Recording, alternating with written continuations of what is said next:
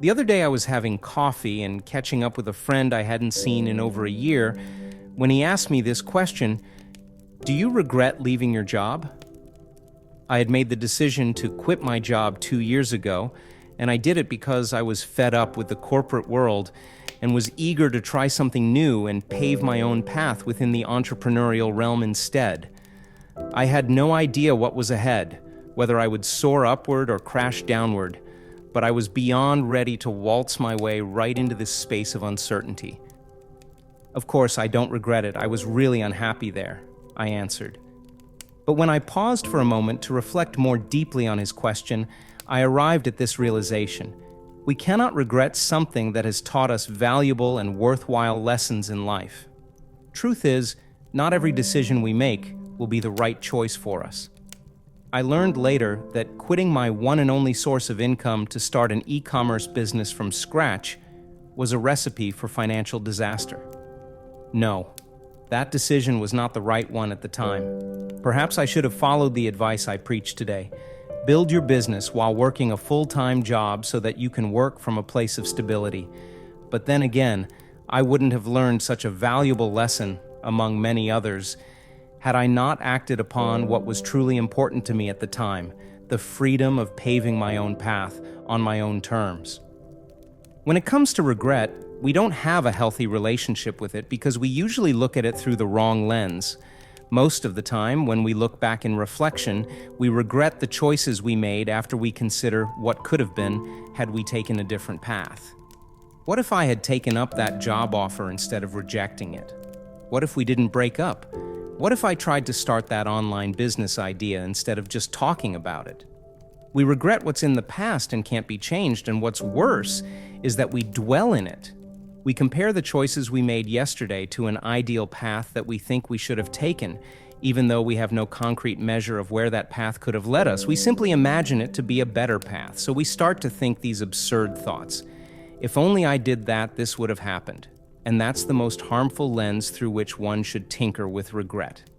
It anchors your mind in the past and floods your mental space with the emotional strain of remorse. It rips away your power to toil in the language of action, and you lose your grip on what matters most, what you do with your time today.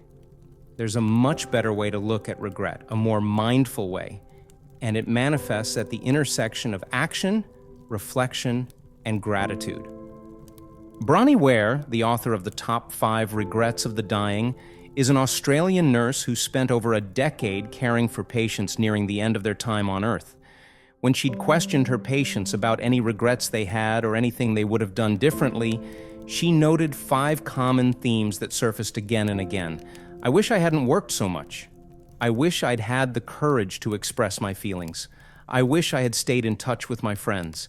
I wish that I had let myself be happier. And the most common regret was this: I wish I'd had the courage to live a life true to myself, not the life others expected of me. In another research, Gilovich and Medvec also revealed that when people look back on their lives, it is the things they have not done that generate the greatest regret. People's actions may be troublesome initially. It is their inactions that plague them most with long-term feelings of regret. The message is clear. We tend to regret the actions we didn't take more so than the ones we did. We will regret the book we didn't try to write, the offer we didn't have the courage to take, that side business idea we never pursued, and the podcast we only talked about starting but never did. The regret that stems from inaction is far greater than that of action. That's why, in my case, while I made several mistakes along my journey, I still look back at my decision and confidently say, I don't regret what I did. Yes, given the many lessons I've since learned, I would approach it differently now if I were to redo it, but that's the beauty of life. You try, you learn from your mistakes, you grow. The idea, however, is not to live a life that is regret-free because, quite honestly, that's an absolute way of living, and thus it's rendered impossible by default. Edith Piaf's famous song of Non, je ne regrette rien, no, I don't regret anything, was just that. A song. Of course, there are things we already regret today and things that we might regret further into the future. To have some regrets is normal and healthy. In fact, a small dose of regret is considered a positive, negative emotion. It helps you make sense of the world, gain insight into what matters to you, and avoid future negative behaviors. But as explained by psychologist Melanie Greenberg, regret can have damaging effects on mind and body when it turns into fruitless rumination and self-blame that keeps people from re-engaging with life. This pattern of repetitive, negative, self-focused ruminative thinking is characteristic of depression. The ultimate goal for each and every one of us is to live a well-lived life, one that is not riddled with lament and regret. And as mentioned earlier, inaction is the greatest regret of all. Hence, your objective is to double your rate of action so you can slash your level of regret. We cannot live a regret-free life, but we can live a life that is not riddled by regret. The secret to that life is to take action against the things that matter to us.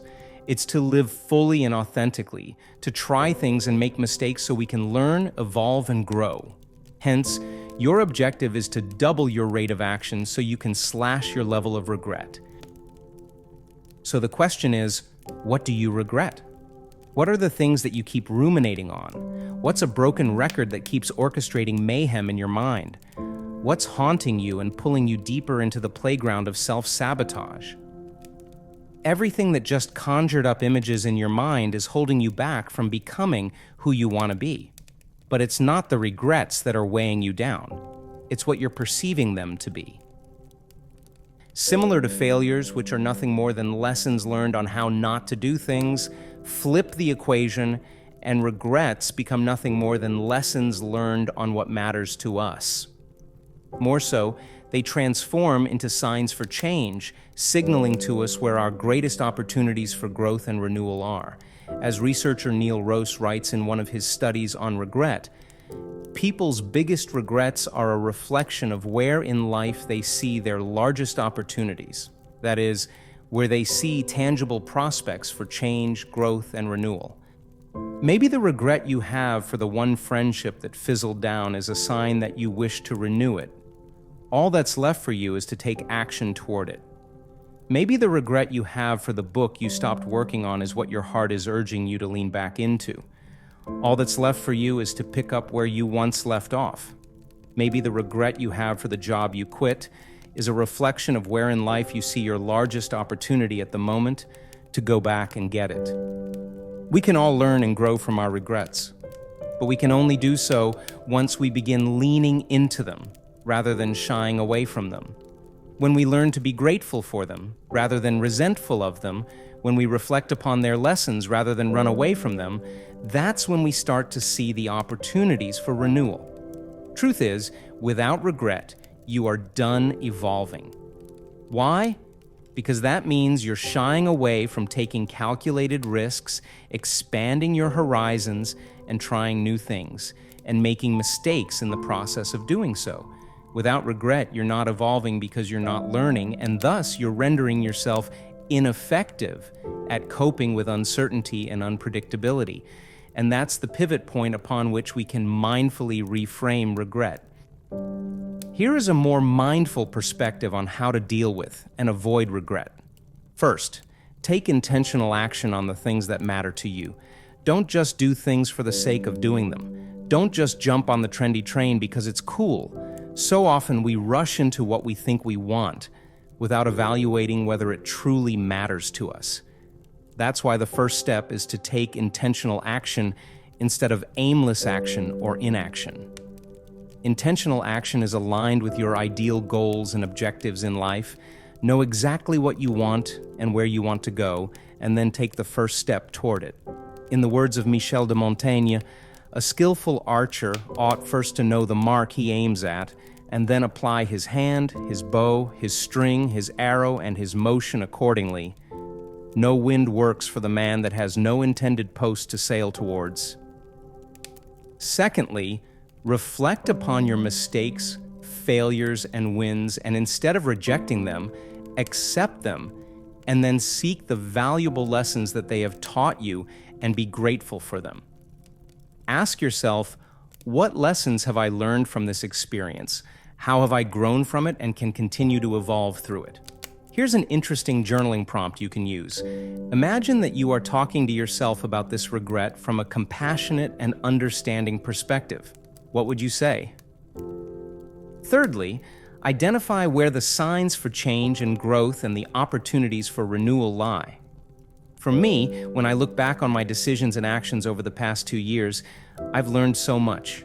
Leaving my job and starting my own business led me to the realization that I have a lot more to learn about myself and the world of business. It revealed to me what I want to do with my life and my time on Earth. It launched me onto a journey of personal growth and self-development. It helped me build better habits. It led me onto the path of creative writing. I followed the signs, I saw the opportunities, I opened the doors that revealed themselves to me, and I walked through them. How can I not be grateful for this? It's more important to live fully and make mistakes than it is to live in a straight line. If we go back to that biggest regret of all, I wish I'd had the courage to live a life true to myself, not the life others expected of me. One thing becomes crystal clear. It's better to live a life that's authentically yours, a life that's true to you, where you live fully and make mistakes, rather than live a life that follows a straight line, a line that was drawn for you by someone else. When you look back in 20 years, you'll think, "I'm glad I did," instead of, "I wish I had." These 4 words are the difference between a life well lived and a life filled with regret. The way to do so is to follow 4 simple rules. 1. Always take calculated risks and never be afraid to try. In the words of Peter Barton, "It's not the leap that's dangerous, it's the landing." What scares us isn't the leap of quitting the job, investing in a business, breaking up with our partner. What scares us is the landing that will inevitably follow, being unemployed, failing in our venture, feeling lonely. Why? Because while the leap is a momentary decision, the landing forms the stretch of consequences we must bear. And yet, for most decisions, we spend the majority of our time and energy contemplating the leap, barely allowing any deep thought to delve into the landing process. So here's an idea. Why not solve the landing problem first, and then work backward to the leap? With such an approach, you calculate your risk, strap on your parachute, and tiptoe your way to the edge of the cliff instead of just jumping off blindingly into the unknown. 2. Make authentic choices every day. As Brené Brown wrote in The Gifts of Imperfection, authenticity is a collection of choices that we have to make every day. It's about the choice to show up and be real, the choice to be honest, the choice to let our true selves be seen. The only way to live a life that's true to you is to have the courage and discipline to show up to it every day. Make authentic choices that you expect of yourself, because if you live for someone else's expectations of you, you'll never find genuine happiness or a sense of fulfillment. 3. Believe that everything will make sense later on. In the ever-famous words of Steve Jobs, "You can't connect the dots looking forward. You can only connect them looking backwards. So you have to trust that the dots will somehow connect in your future." You have to trust in something. Your gut, destiny, life, karma, whatever. This approach has never let me down, and it has made all the difference in my life. As you walk the path toward what you want, you must find confidence in your wobble. The path is not straight, and neither is it smooth, but you must keep walking with the belief that you will figure it out. You must remind yourself that you've already scaled mountains you never thought you could. You must believe that it's only a matter of time before you will find yourself looking back and thinking, "It all makes sense now." 4. Be grateful for whatever happens. You're taking intentional action against what you want. You're doing your best to live as authentically as you can within the boundaries of society, and you're consciously reminding yourself to have faith that you're walking the right path.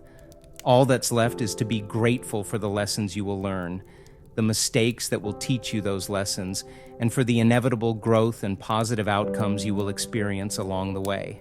Isn't that a recipe for a life well lived? Life is made up of a series of moments brought together. And at each and every moment, and whether intentionally or not, you're making decisions. What to eat for lunch, which group of friends to hang out with over the weekend, how to invest your money, what goals to pursue next in life. Even if, looking back at it now, you think you've made the wrong choice or you realize you've made lots of mistakes along the way, you cannot regret the choices you made because they've taught you valuable lessons and have gone on to define who you've become. You cannot regret building your own business and investing a portion of your savings in it because that event revealed to you the true depth of your inner strength and resilience. You cannot regret breaking up from an unhealthy relationship when it led you to realize how void of self-love you once were. The way I see it, you must never regret something that has taught you valuable lessons in life. So whenever you find yourself ruminating in regret, stop and ask yourself these two questions. What have I learned from this, and how have I grown better because of it? Perhaps you might just shift your perspective from that of being resentful and regretful to being appreciative and grateful. And for whatever choices you're contemplating next, consider the words of Ralph Waldo Emerson. Don't be too timid and squeamish about your actions. All life is an experiment. And as with any experiment, you'll never accomplish anything in life if you're too afraid to look bad trying. So go ahead, live fully, try, and make mistakes. There will be nothing for you to regret once you realize that everything you do will teach you incredibly valuable and worthwhile lessons in life. Lessons that will allow you to learn, evolve, and grow.